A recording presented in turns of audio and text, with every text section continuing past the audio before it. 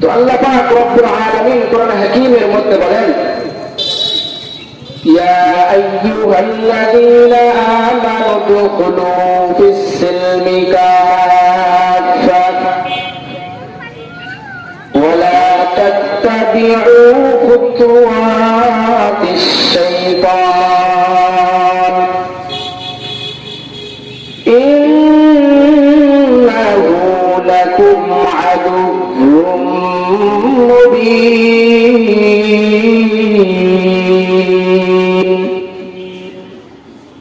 আল্লাহ পাক রব্বুল আলামিন ঈমানদার মুত্তাকিন বান্দাদেরকে ডাক দিয়ে বলেন, হে ঈমানদারগণ,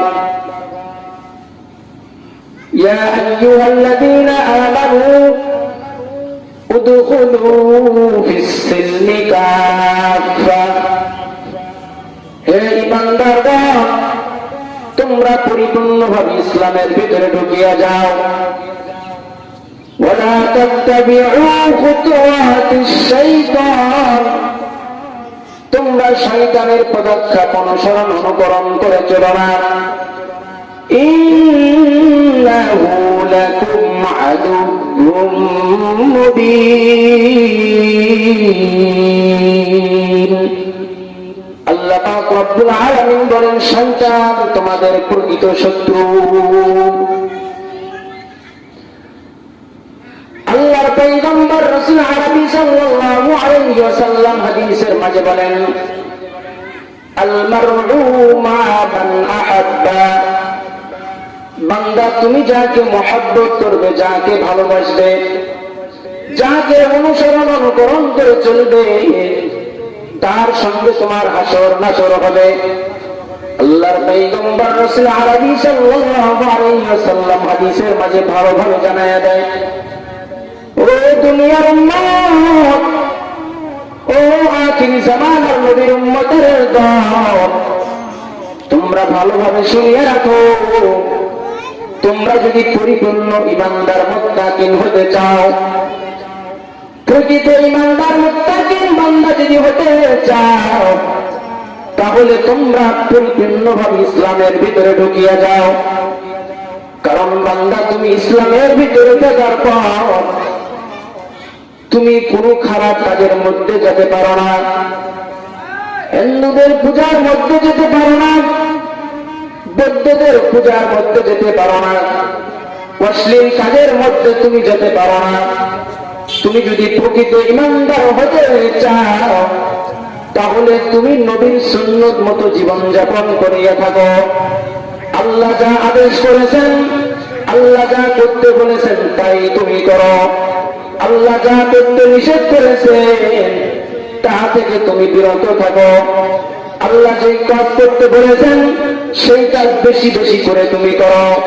যেই কাজ করতে নিষেধ করেছেন সেই কাজ থেকে তুমি বিরত থাকো। আল্লাহ পাক রব্বুল আলামিন বলেন, উদখুলু ফিস-সিলমি কাফা, বান্দা তোমরা যদি পরিপূর্ণ মুত্তাকিন হতে চাও, তাহলে তুমি ভালোভাবে ইসলামের ভিতরে ঢুকিয়া যাও। আল্লাহর পয়গম্বর রাসূল আরবি সাল্লাল্লাহু আলাইহি ওয়াসাল্লাম হাদিসের মাঝে বলেন, বান্দা তুমি যদি প্রকৃত ঈমানদার হতে চাও, মুত্তাকিন বান্দা হতে চাও, তাহলে ইসলামের ভিতরে ঢুকিয়া যাও, নবীর সুন্নত মতো জীবন যাপন করতে থাকেন। মক্কাতুল মুকাররমার মধ্যে একজন বিশাল আলেম মক্কাতুল মুকাররমার মধ্যে ইন্তিকাল করেন। ইন্তিকাল করার পর তার আত্মীয় স্বজনরা সকলে মিলে পরামর্শ করলেন। পরামর্শ করে তাকে কাফন দাফন করানোর পর কিছুদিনের মধ্যে আবার সেই ফ্যামিলির মধ্যে আর একজন মানুষ মারা যায়। তার আত্মীয় স্বজনরা সকলেই মিলে পরামর্শ করলেন, এই লাশ আবার কোথায় মৃত্যুবরণ করা যায়, কোথায় দাফন করা যায়। সমস্ত আত্মীয় স্বজনরা পরামর্শ করলেন, বললেন এই আলেমের কবরের মধ্যে তাকে দাফন করানো হোক। তাই করা হলো। সেই জায়গার মধ্যে মধ্যে কবর খনন করতে যেয়ে দেখে এমন এক বিশাল অদ্ভুত ঘটনা, এমন এক বিশাল আকৃতির লাশ, এমন একটা তরু তেজা লাশ কবরের মধ্যে দেখা যায়। সেই লাশ থেকে মানুষ পাগলের মতো চিৎকার করতে লাগে, বলে এই আলেম আবার কোথায়, এই আলেম আবার কোথায় গেল? আলেমের কবরে আলেম নাই।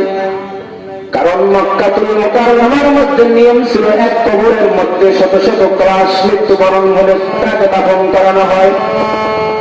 সেই জায়গার মধ্যে যাওয়ার পর তাকে কাফন দাফন করানোর ব্যবস্থা করে দাফন করাতে যায়। সেই লাশ আবার না থেকে এক ইহুদি পরিবারের এক ধর্মের লাশ সেই কবরের মধ্যে চলিয়া যায়। এই লাশ আবার কোথায় থেকে এলো?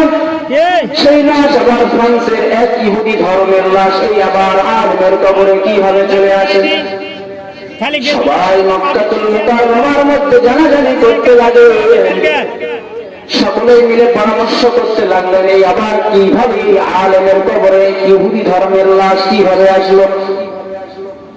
সেই সময় ছিল হাজার সাল, সেই ইউরোপিয়ান এক হাদিস হজ করতে এসে সেই আবার কিভাবে বসবে সেই কবরের মধ্যে চলিয়া যায়। কবরের মধ্যে যাওয়ার পর, কবরের মধ্যে যাওয়ার পর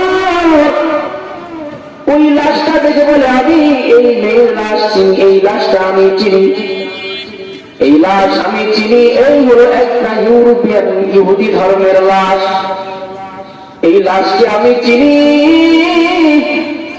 তার বাসার মধ্যে আমি কাজ করতাম। মনে মনে ধারণা করত তোমার ধর্ম আমার অনেক পছন্দ লেগেছে, ধর্ম পছন্দ হওয়ার কারণে আমি ওই ইহুদি ধর্মের নারীর বাসার মধ্যে কাজ করতাম। আমি মুসলমান ছিলাম, কিন্তু সে আমাকে বলতো তোমার ধর্ম আমাকে অনেক পছন্দ লেগে গেছে, অনেক পছন্দ লেগেছে, আমি তোমার ধর্মকে পছন্দ করি, ইসলাম ধর্ম আমাকে অনেক পছন্দ লাগে। মনে মনে ইসলাম গ্রহণ করে কালিমা পড়ে মুসলমান হয়ে যায়। কিন্তু সেই ব্যক্তি ওই ইহুদি ধর্মের নারীকে বলে, বলে তুমি এই ইসলাম ধর্ম পছন্দ করো, তুমি কালিমা পড়ে মুসলমান হয়ে গেলে, তুমি তোমার বাবা মাকে কাউকেই বলিও না, যদি তোমার পিতা মাতা আত্মীয় স্বজনদেরকে যদি বলিয়ে দাও তাহলে তারা আমাকে মেরে ফেলবে, কারণ তুমি মুসলমান হয়েছো। ইসলাম ধর্ম পছন্দ করার কারণে এই ইহুদি ধর্মের নারীর লাশ তার মক্কার কবরে চলিয়া যায়, মক্কাতুল মুকাররমার মধ্যে আলেমের কবরে চলিয়া যায়। ইউরোপিয়ান হাজি সাহেব যখন হজ করার জন্য যান, সমস্ত আত্মীয় স্বজনরা জানাজানি হয়ে গেল, মানুষ বলল এই কারণ কি, এই ইহুদি ভাই আলেমের লাশ কোথায় গেল? বলে এই হাজি সাহেবের সঙ্গে এক চীনা পরিচয় মানুষদেরকে নিয়ে তুমি এই ইউরোপিয়ান হাজিদের এলাকার চলিয়া যান, সেই জায়গার মধ্যে যদি যান তার কবর খনন করে দেখেন আলেমের লাশ জায়গার মধ্যে আছে কিনা। মক্কার গোটাম জমিনের মধ্যে জানাজানি হয়ে যায়, মানুষেরা বলে লাশ আবার কোথায় গেল? তালাশ করতে লাগলো, মানুষরা বলে এই আলেম অত্যন্ত ভালো ছিল, কিন্তু কিসের কারণে লাশ আবার অন্য কবরের মধ্যে চলিয়া যায়? আলেম বললেন সমস্ত আত্মীয় স্বজনরা বলে ভালো, মানুষও বলে ভালো, তালাশ করতে করতে তার বাসার মধ্যে চলিয়া যায়। তার বাসার মধ্যে যাওয়ার পর তার বিবিকে বলে ও বিবি তুমি বলে, আলেমের স্ত্রীকে বলে ও বিবি তুমি বলো তোমার স্বামী কেমন ছিল? বলে আমার স্বামী অত্যন্ত ভালো ছিল, আমার স্বামী 5 ওয়াক্ত নামাজ পড়তে অত্যন্ত দানশীল ছিল, অত্যন্ত ভালো ছিল। বলে না তোমার স্বামীর কিছু দোষ ছিল না, হলে এই কারণ আবার কিভাবে হলো? ভালো করে বলো। বলে না, আমার স্বামী অত্যন্ত ভালো ছিল। এই বলে তার বিবি বলেন, আমার স্বামী ভালো ছিল বটে, কিন্তু একটা কথা বারবার বলতো, এরকম ঠান্ডার মৌসুম শীতের রাত্রে যখন আমার স্বামী স্ত্রী মিলন ঘটাইতাম, মাঝে মাঝে বলতো আমার স্বামী মাঝে মাঝে বলতো, এই কাজ আমার পছন্দ না। মিলন ঘটানোর পরে গোসল করা আমার জন্য পছন্দ না। এই না পছন্দ করার কারণে ইসলাম ধর্মের ভিতর থেকে সব আমল গুলো করে গেছেন, আমলও করেছেন, কিন্তু মনে মনে ধারণা করেছেন এই ধর্মের এই কাজ আমার পছন্দ না। একটা ফরজ বিধান অমান্য করার কারণে ফরজ বিধান আমলও করেছেন, ফরজ বিধানও করেছেন, কিন্তু মনে মনে ধারণা করেছেন ওই ধর্মের ওই জিনিসটা আমার পছন্দ। ইহুদি ধর্মের মধ্যে মিলন ঘটানোর পরে কোনো কুশলের কোনো প্রয়োজন হয় না, কিন্তু এই মিলন ঘটানোর পর এই ধর্মের ইসলাম ধর্মের মধ্যে গোসল করাটা আমার পছন্দ না। তার বিবি বলে, প্রশ্নকারীরা বলে, আমরা বুঝে ফেলেছি এই কারণে তোমার স্বামী ইহুদি ধর্মের নারীর কবরের মধ্যে তোমার স্বামীর লাশ চলিয়া যায়। ইহুদি ধর্মের নারীর লাশ এই মক্কার জমিনে আলেমের কবরে চলিয়া আসে। ইউরোপিয়ান মানুষদেরকে জানানো হয়, বলা হয় তোমার বিবি তোমার সন্তানের লাশ মক্কাতুল মুকাররমার মধ্যে দেখে আসলাম, মক্কাতুল মুকাররমার মধ্যে দেখে আসলাম। সেই হাজী সাহেব বলে, মক্কাতুল মুকাররমার মধ্যে তোমার মেয়েকে দেখে আসলাম। বলে, আমার মেয়ে মনে মনে ইসলাম গ্রহণ করেছিল, যদি আগে জানতেন তাহলে তাকে মেরে ফেলতেন, তাকে দুনিয়াতে থাকতে দিতেন না। কবর এমন একটা ভয়ঙ্কর ঘর, তুমি যদি কবরের মধ্যে থেকে যদি আমল নিয়ে যদি কবরের মধ্যে যেতে না পারো, তোমার সব বিচ্ছুর ঘর হয়ে যাবে। বান্দা যদি দুনিয়ায় থেকে কবরের সামান নিয়ে কবরের সামান যদি জোগাড় করে যেতে না পারো, তাহলে তোমার জন্য কবর অনেক ভয়ঙ্কর হয়ে যাবে, ভয়ঙ্কর সব বিচ্ছুর ঘর হয়ে যাবে। আল্লাহ রাব্বুল আলামিন বলেন,